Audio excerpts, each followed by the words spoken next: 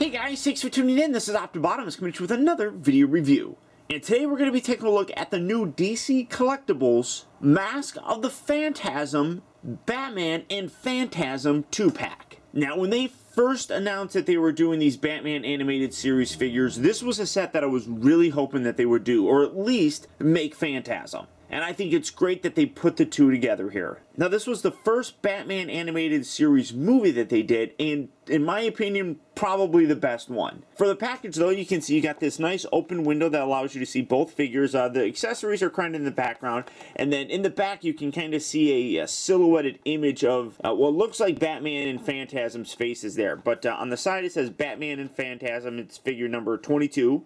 You come around here to the back of the package, and you just got that Phantasm face right there. Over here, you got various contact information, warnings, addresses, things like that. Bottom doesn't have anything. This side has that Phantasm face right there. And then on top of the package, Mask of the Phantasm, Batman the Animated Movie. So like I said, I was absolutely really excited for this figure, and primarily the main reason why I never got the regular animated series Batman, because I knew it was going to come in this 2-pack, and I just figured I would wait for the 2-pack. And I don't think really much, if anything, changed between the regular retail version of just Batman and the Batman that we get here in this pack. So for the packaging, though, that is about it for it. So without further ado, let's get these guys out here and see how cool they actually are. Alright guys, so here we have Batman and Phantasm open up and out of their packaging. And unfortunately, I thought you were going to get more accessories with Batman, kind of like what the standalone figure came with, but that's not the case. Now, the original one came with like a hand that was molded with a grappling gun. He came with multiple different hands. In this case, he only comes with both a right and left closed fist, and then a right and left kind of batarang throwing hand, and then he does come with just a little tiny batarang, nothing spectacular here, but you can just take this and you can more than likely wedge it in like that, so you can have something like that if you really want to. It's cool. I do wish he came with more. Unfortunately though, the hands, they actually feel a little bit smaller than what came with even the New Adventures Batman. They might be the same, but unfortunately, I can't find those extra hands anywhere, so I can't really check that. But, I mean, while that's a little bit disappointing, I think that it's perfectly fine with what you do have. I think that just in general, these are probably the best hands to kind of include with them, and I'm glad that they did. They also, both of them come with the display stand, just setting that right there. You can see this pegs in. You got the nice little turnaround here. It's a little bit more simple than what we got with some of the other ones. You know, mostly in the fact that, I mean, you got the turnaround, it says Batman, you know, Mask of the Phantasm, but you just got those side images and such. There's no logo or anything like that, which is lacking that the previous ones had. So I don't know, but you do get a display stand with it. You get this clear pillar, which you can't see, but there's the pillar behind my hand. You get that, and then you get this little clamp right here. Luckily, it doesn't have one of those really long extended pieces here, because obviously he's wearing a cape, so it makes it a little bit more difficult to have those. I didn't understand why they included those with some of the figures, but you do have that. Now, for Batman himself, I do think that this is basically the same figure. Like I said, I never got the other one because I knew this one was coming out, and I'm perfectly content with this. If anything, they might have done the mouth differently. I'm not 100% sure, and I haven't seen any videos on the previous Batman, but you got a nice soft cape here. I really like how you got the black here, and then on the inside is the blue. Very, very much like what it looked like in the cartoon. You got some weird sort of globs or something underneath there. I mean, it's not all that bad, but you do have the very classic Batman logo right there. Very cool looking. I absolutely love the way that they've captured the likeness for this. It's something that DC Collectibles has done an amazing job of. You got a really nice yellow utility belt right there. Nice structure here to his actual chest and everything. Just, in general, a great looking recreation of that. Now, for his articulation, you can see that the head is on a ball joint, so you can get a nice range of motion. It doesn't, I don't know if the head pops off. I know on the other one you could replace the cape. I don't know if that's necessarily the case with this. I don't think you can, but I actually like it. I mean, you got these little pieces right here that kind of come up as if his cape is, you know, flopped over his shoulders. It's really cool. The shoulders here do rotate nicely. They move in and out. They're on pin hinge joints, I guess. So you got the rotation right there, and then they swivel in and out. The elbows here are on those same kind of pin hinge, so you got the rotation at the actual elbow, and then it flexes forward and back as well. The wrists are on those pin hinge, so you can just move them forward or back. They can rotate nicely, so you get a full range of motion there. The waist rotates just above the belt, just on this simple swivel joint, and then you got these crazy joints right here where it rotates forward and back, and then you've got like hinges that go in and out. Granted, it does look ugly when you hinge that out like that, but all in all, it's really not all that bad, I guess. The knees have a nice, softish kind of ratchet joint in them, which I really do appreciate. You can get some really strong poses with it, although as I'm doing this, you can kind of see like there's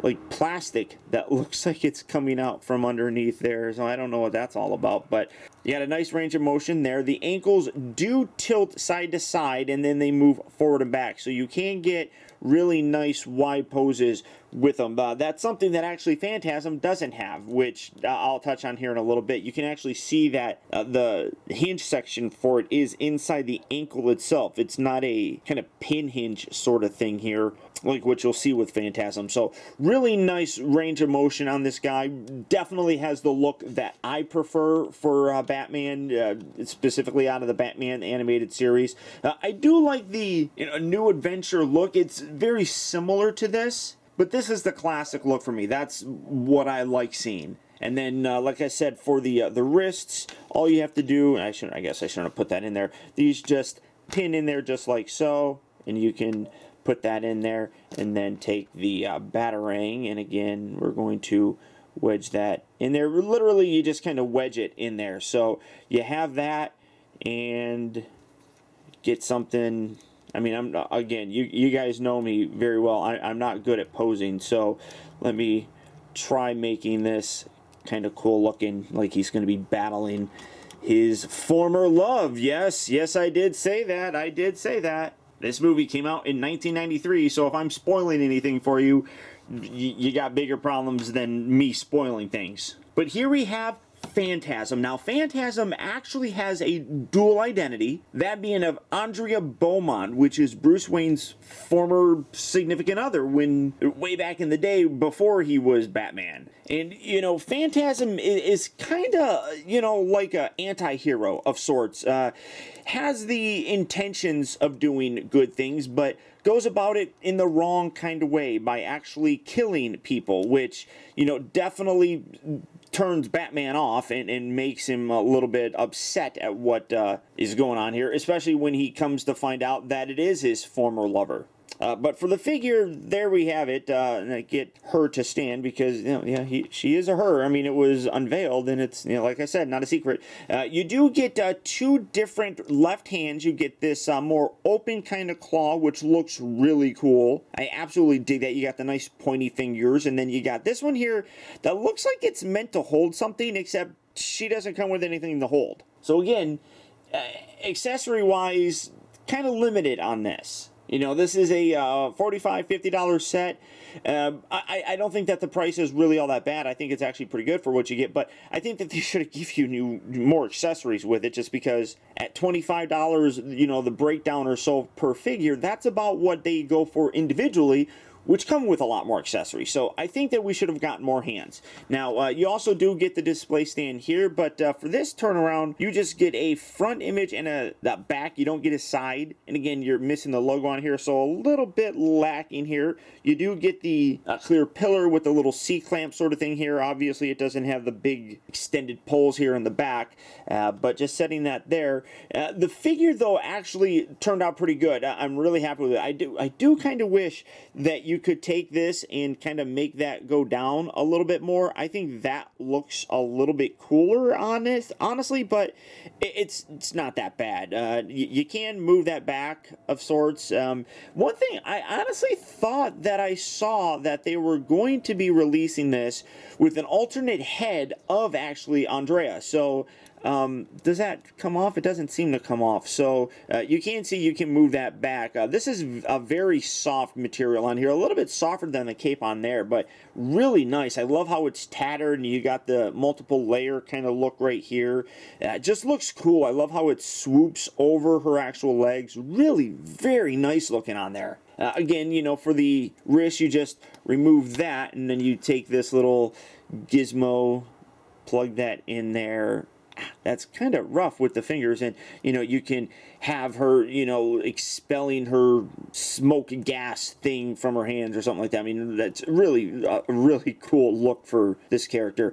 For the articulation, you can see that the head is on a ball joint as well. You can get a nice range of motion with it. I just wish that the cape, or the hood, like I said, could come down a little bit more. I think that would look a little bit better, especially in creating a little ripple effect here along the side, and then coming down and kind of hiding those eyes a little bit more.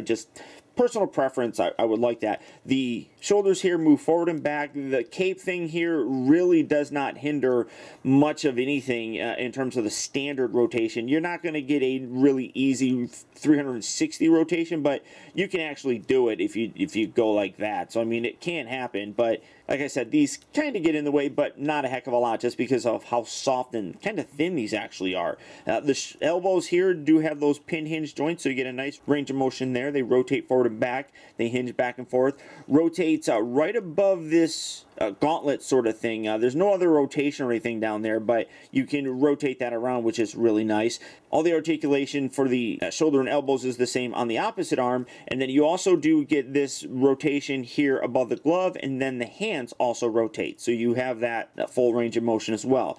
The waist rotates on this little swivel, and then you got these weird hip things that move forward and back and in and out. Now this is where I kind of get a little bit disappointed in the figure. You got the rotation right up here for the boot, but you can plainly see that these do not rotate. You can see that the pin's right there on the side, so all you have is a forward and back hinge on it.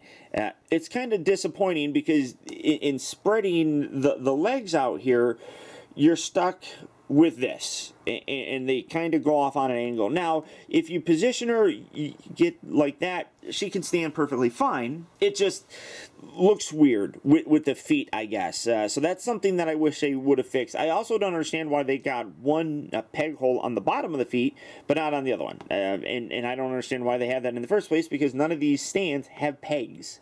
So that's probably my biggest gripe with the figure. Like I said, I do wish that we could lower that down a little bit more, although that looks a little bit better, but I really like the ability to push that down and get that kind of ripple effect there. I just think that looks a little bit more natural and flows a little bit better. I think it's nicer looking. And then you got the weird ankles down here, which, like I said, doesn't bother me all that much, but it is definitely something that I wish they would have done a better job with. So, I mean, this is really a terrific figure. And actually, let me see how this hand looks. This kind of looks a little bit better. I'm thinking, get that. Now, let's see. Come on, wedge in there. There we go. That actually looks a little bit better, I think. Again, it's weird because I don't understand why they have it like that, because it doesn't look like she doesn't come with anything. So it's kind of weird that it looks like she's holding something. But really great figures. I'm a huge fan of the Phantasm movie. It is, like I said, in my opinion, one of the best animated movies that they've done. And I think that just in general, well, Batman is drunk, so just in general, though, I really think that DC Collectibles is doing a great job with these figures. They're nailing these likenesses. They're nailing these sculpts. They're just about as perfect as you can get. And honestly, I can't really fault them too much with some of the design choices. I probably would have picked different things for them, but I don't think that they're really doing a very bad job with this. I think that they're doing a terrific job with these guys.